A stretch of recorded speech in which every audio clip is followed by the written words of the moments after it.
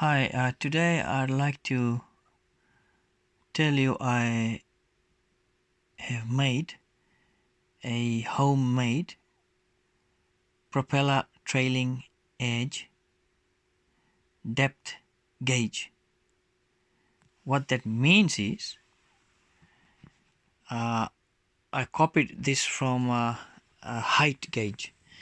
Now this is the height gauge, and the height gauge basically you can measure heights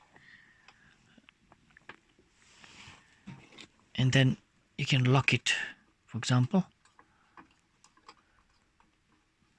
So that tells you how high whatever is. Now if you are carving your propeller, and that's what this tool is all about.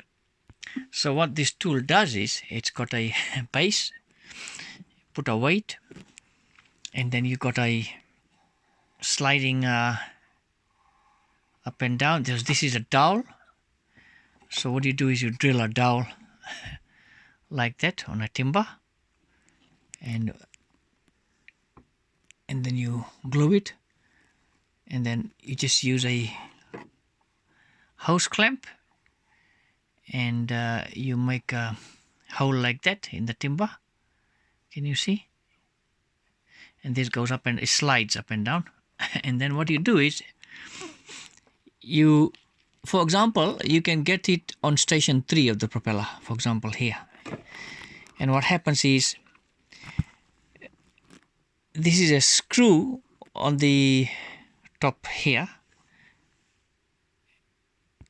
So what you do with this piece here is you set it like that at 90 degrees, and you drill a hole, and then you form a thread for your screws like that. And this is every half centimeter, and this is dig a hole here so you can see your propeller profile line. So this is the propeller which I'm going to copy, and making one propeller which is this one here.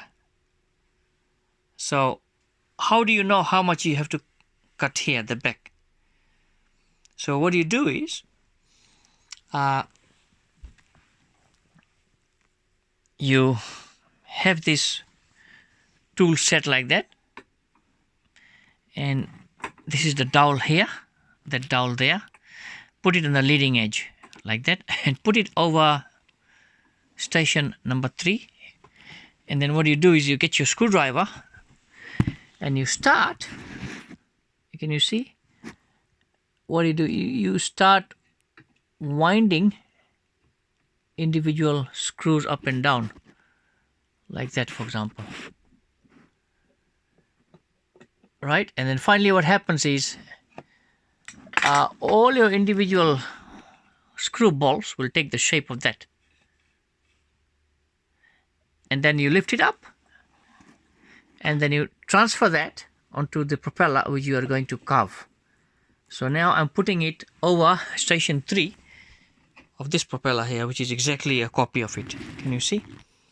It'll go on station 3, and this is the profile of station 3 here.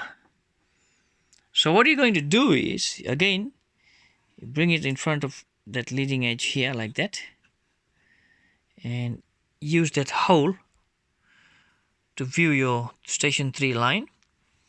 And then what you do is you bring it up right there, and can you see how much lift it's got here? What that means is that this amount here is left to be drilled, that much. So you drill holes.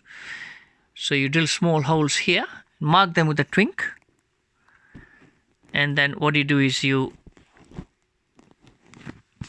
let that piece, let this settle down here on the top of the propeller, that gap there. As this comes down and flattens up here, which means all of this bolt here has reached the limit. Don't over drill the holes. Once that's done, you come to the next station. So you move on to the next station on your propeller, on the propeller which you are making. For example, you go to station 4 there, and then you do the same. You wind it in, wind it up, and then you get that shape, and then you transfer this gauge back onto your for example station 4, like that.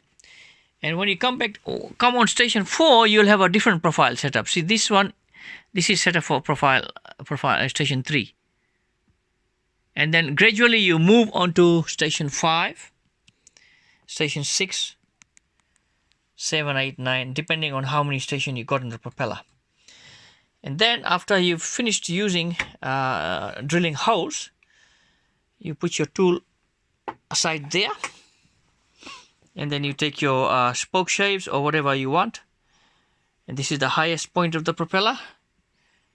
Don't do anything there, and you start carving it, and you'll find out that shape will be attained. But make sure you have a little bit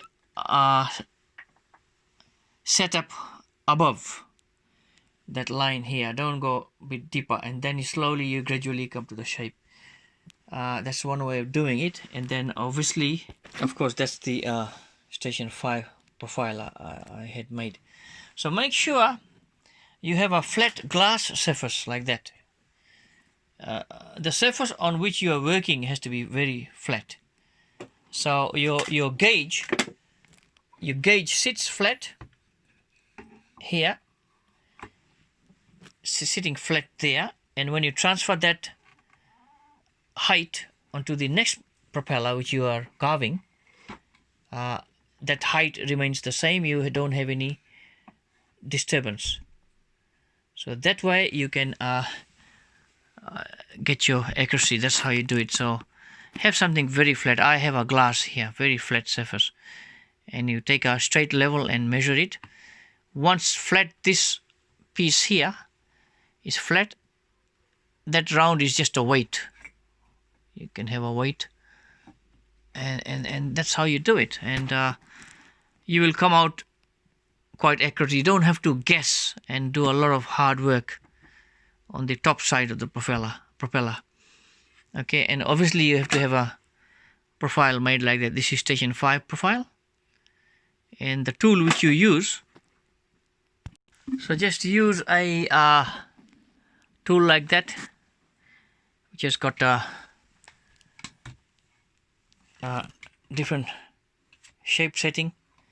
This tool will help you to design your propeller. So I hope you guys get some idea about how do you do your trailing edge carving and make the job a little bit simpler.